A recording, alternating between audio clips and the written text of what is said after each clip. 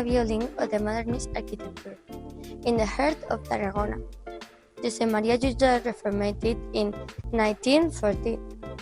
This building is located next to the Old Town and the Roman Wall, in front of Saavedra Park. The Ximenis doctor ordained it because we wanted to convert an old building into a home.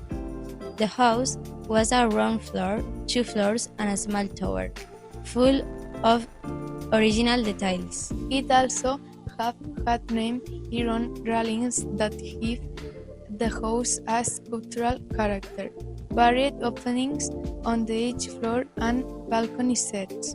The Ximenis House is the example of how Jujol mixed tradition, modernism, and a great creativity in the material treatment, especially with the iron.